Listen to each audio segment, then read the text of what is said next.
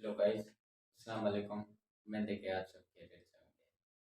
आज जो हमारा टॉपिक है वो है वेव। ठीक है। और इसके दो मेन टाइप हैं, वो भी हम इंशाल्लाह इसमें थोड़े से डिस्कस करेंगे। तो हम पहले वेव की बात करते हैं। तो वेव क्या है? पहली बात, वेव एक एनर्जी है। वेव एक एनर्जी है जो कि एक फॉर्म से लेकर दूसरे फॉर्म तक ट्रेवल करती है। यानी एक एनर्जी है, one form to another form travel करती है। उसे हम क्या कहते हैं? वेव।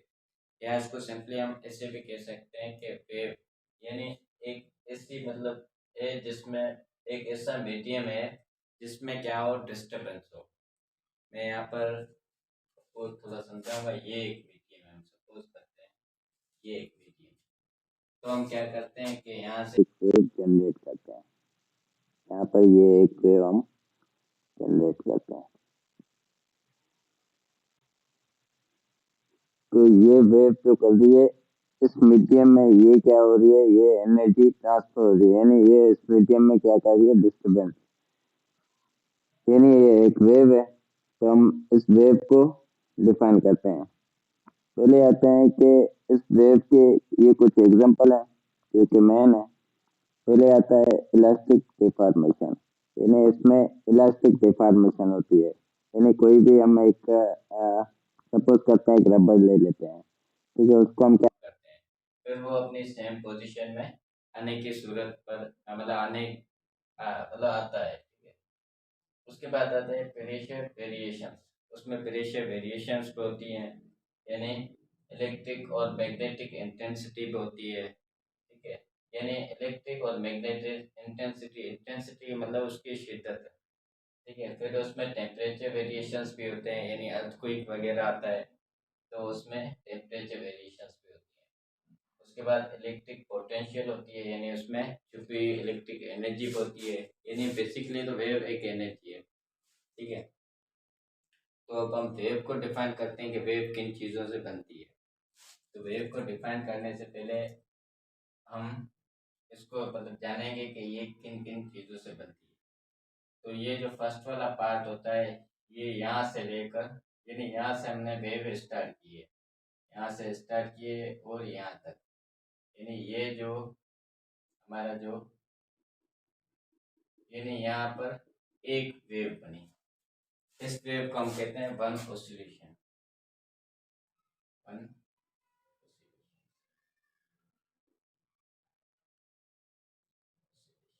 ठीक है।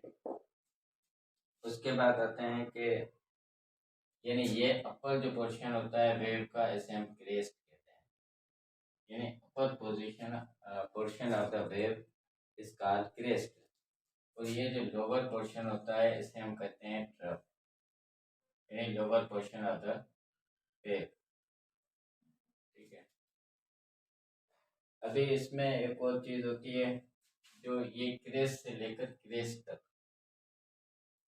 ये क्रेस्ट से लेकर क्रेस्ट तक ये जो डिस्टेंस होता है इसे हम कहते हैं वेव लेंथ। इसे हम क्या कहते हैं, वेव लेंथ। और ये जो हाइट है यहाँ से लेकर यहाँ तक, इसे हम कहते हैं एम्पलीट्यूड।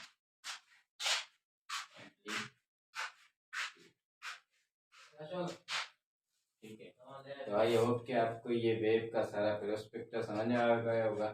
यानी फ्रीक्वेंसी यहाँ से लेकर यहाँ तक, ये मीडियम का इन पॉइंट है। यहाँ से हम एनर्जी ट्रांसफर कर रहे हैं और यहाँ तक एंड हो रही है। तो जाहिर सी बात है उसमें टाइम का भी होगा। टाइम हमारा यहाँ, यानी यहाँ से वेव हमने स्टार्ट की, यहाँ से लेकर यहाँ तक खत्म। यानी इन वेव्स के बीच में टाइम कितना होगा। ठीक है। यहाँ से लेकर वहाँ तक वेव पहुंची, उसका टाइम मतलब कितना हो, उसकी फ्रीक्वेंसी कितनी है। तो ये जो सारी चीज़ें आती है ये वेव में आती है। और वेव के दो टाइप है मैं, एक होता है मैकेनिकल वेव, एक होता है मैकेनिकल वेव। ठीक है। दूसरा होता है इलेक्ट्रो